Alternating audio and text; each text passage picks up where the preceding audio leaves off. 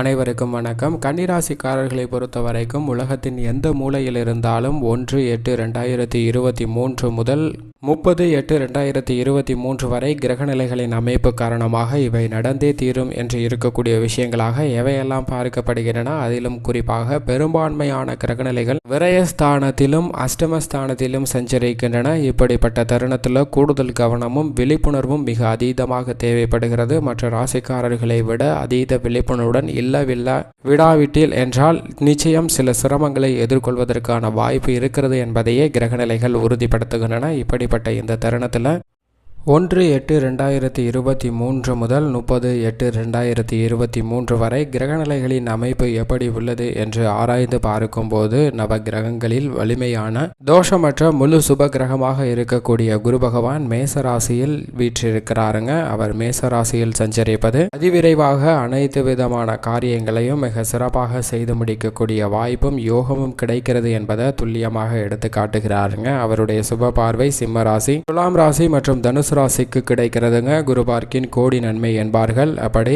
அவருடைய சுப பார்வை இந்த ராசிகளுக்கு கிடைப்பதால் எதிர்பாராத பல நல்ல அதிரடியான முன்னேற்றங்கள் கிடைப்பதற்கான வாய்ப்பும் யோகமும் உருவாகிறது. ராகு அவருடன் இணைந்து சஞ்சரிப்பதால் ராகுவால் ஏற்படக்கூடிய பல்வேறு விதமான தோஷங்களும் சிரமங்களும் குறையக்கூடிய ஒரு சூழ்நிலை ஏற்படுதுங்க. கேது துலாம் ராசியில் சஞ்சரிக்கிறார். மிக விரைவில் அவர் கன்னி ராசிக்கு சில மாதங்களில் பயிற்சி அடைய போகிறாருங்க. எனவே துலாம் ராசியில் சஞ்சரிக்கக்கூடிய ராகுவால் பெரிய அளவிற்கு சிரமத்தை எதிர்கொள்ள வேண்டிய ஒரு சூழ்நிலை ஏற்படாது என்பதை தெளிவாக எடுத்து காட்டுகிறாருங்க. வக்ரகதியில் சஞ்சரிக்கக்கூடிய சனி பகவானும் அவரது ஆட்சி வீடான கும்பராசியிலிருந்து மற்றொரு ஆட்சி வீடான மகர ராசிக்கு அதிசார சனி பெயர்ச்சியாக வக்ரகதியில் திரும்புகிறாருங்க. மீண்டும் அவர் மகர ராசியில் அமர்வதால் பெரிய அளவிற்கு சிரமத்தை எதிர்கொள்ள வேண்டிய ஒரு சூழ்நிலை ஏற்படாது. ஏனென்றால் மகர ராசியும் கும்பராசியும் அவரது ஆட்சி வீடாக பார்க்கப்படுகிறது. இந்த இரு இடங்களிலும் அவர் வக்ர நிலையில் சஞ்சரிப்பதால் பெருமளவிற்கும் அவரால் ஏற்படக்கூடிய பாதிப்புகள் அனைத்து விதமான விஷயங்களிலும் குறைய இருக்குங்க. சனி பகவானின் அமைப்பை பொறுத்த வரைக்கும் வக்ரகதியிலும் அதிசார சனி பயிற்சி நிகழ்வதால் நல்ல ஒரு மாற்றம் நிகழ்வதற்கான வாய்ப்பு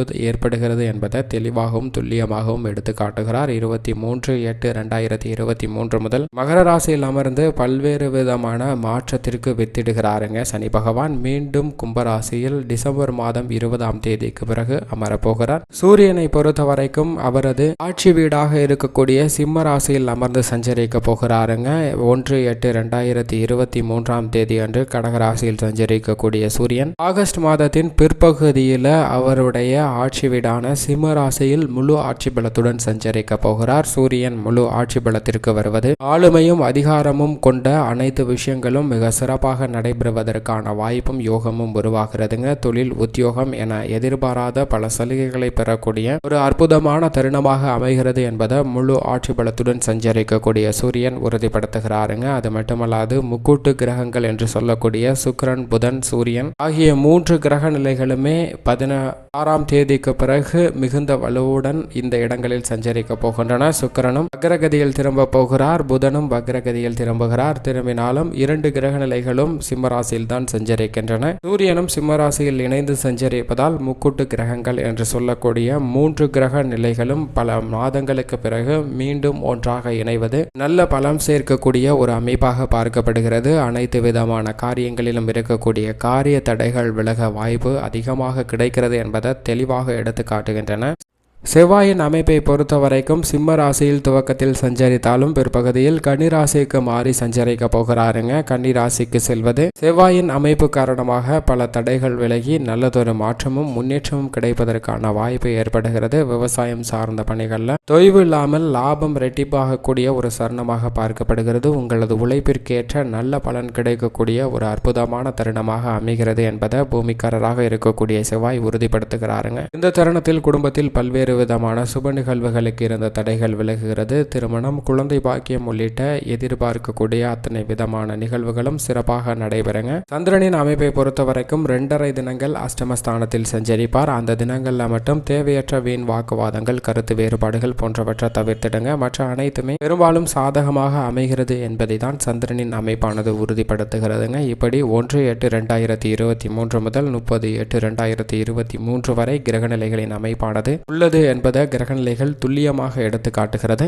குடும்ப சூழ்நிலையை பொறுத்த வரைக்கும் ராசியின் அதிபதியாக இருக்கக்கூடிய புதன் விரயஸ்தானத்தில் இருந்தாலும் அவர் வக்ரகதியில் திரும்பி இருக்கிறாருங்க. எனவே எதிர்பாராத நன்மைகள் குடும்ப ரீதியாக கிடைக்க போகிறது. சுக்கிரனும் விரயஸ்தானத்தில் வக்ரகதியில் சஞ்சரிப்பதால் பெரிய அளவிற்கு சிரமத்தை எதிர்கொள்ள வேண்டிய ஒரு சூழ்நிலை இல்லை. எனவே குடும்பத்தில் இருந்த பிரச்சனைகள் அனைத்தும் சாதகமாக முடிவுக்குள்ளாகக்கூடிய ஒரு தருணமாக பார்க்கப்படுகிறது. எவ்வளவு பெரிய சிரமமாக இருந்தாலும் அவற்றை சமாளித்து டென்ஷனை குறைத்து மிக சிறந்த நன்மை பெறுவதற்கான வாய்ப்பு கன்னிராசிக்காரர்களுக்கு கிடைக்க இருக்குங்க. எதிர்பாராத செலவுகள் அனைத்தும் குறைவதோடு சில நன்மைகளும் பெறுவதற்கான வாய்ப்பு இருக்கிறது. குரு அஷ்டமஸ்தானத்தில் இருந்தாலும் நல்ல ஒரு பலன் கிடைக்கக்கூடிய வாய்ப்பு இருக்கிறது. ஏனென்றால் அவருடைய சுப பார்வை விரயஸ்தானத்திற்கு கிடைக்குதுங்க. எனவே திருமணம் உள்ளிட்ட பல்வேறு விதமான சுப நிகழ்வுகள் நடைபெறும். புதிதாக நிலபுலங்கள் வாங்குவதற்கான யோகமும் கிடைக்க இருக்கிறது. உத்தியோகத்தை பொறுத்த வரைக்கும் சென்ற சில மாதங்களாக ஏற்பட்ட ஒரு நிலையற்ற தன்மையானது தற்போது மாறுகிறதுங்க. நிலையற்ற தன்மையானது மாறி நல்ல ஒரு நிலையான வலுவான நிலை கிடைக்கக்கூடிய ஒரு தருணமாக பார்க்கப்படுகிறது.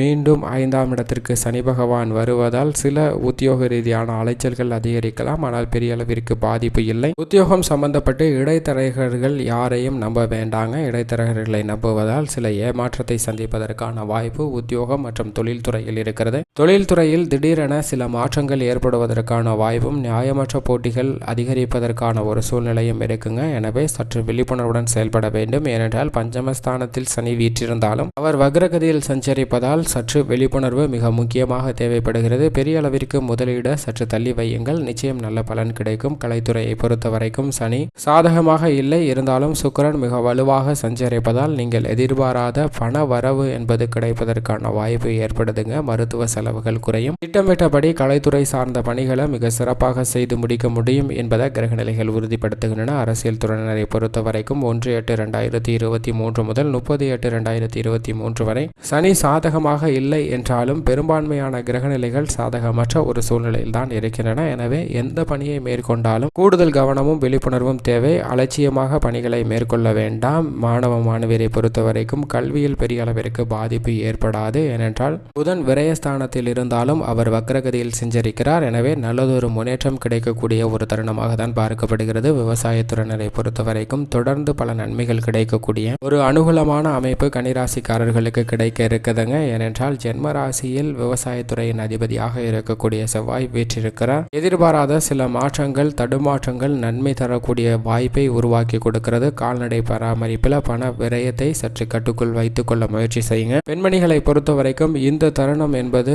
அதீத கவனமும் விழிப்புணர்வும் தேவை. ஏனென்றால் தேவையற்ற வீண் வாக்குவாதங்களும் கருத்து வேறுபாடுகளும் குடும்பம் சார்ந்த சூழ்நிலையில் எழலாம். வேலைக்கு தொழில் ரீதியாக சென்று வரக்கூடிய பெண்மணிகளுக்கும் சின்ன சின்ன கருத்து வேறுபாடுகள் முரண்பாடுகளை சந்திப்பதற்கான வாய்ப்பு இருக்கிறது. விழிப்புணர்வுடன் இருங்க. மேலும் இந்த தருணத்தை கன்னிராசிக்காரர்கள் சாதகமாக மாற்றிக்கொள்வதற்கு வாரத்தில் வியாழக்கிழமை விரதமிருந்து அருகாமையில் உள்ள விநாயகர் ஆலயம் சென்று வழிபாடு செய்யுங்கள். நிச்சயம் நல்ல பலன் கிடைக்கும் என்பதில் சந்தேகமே இல்லை.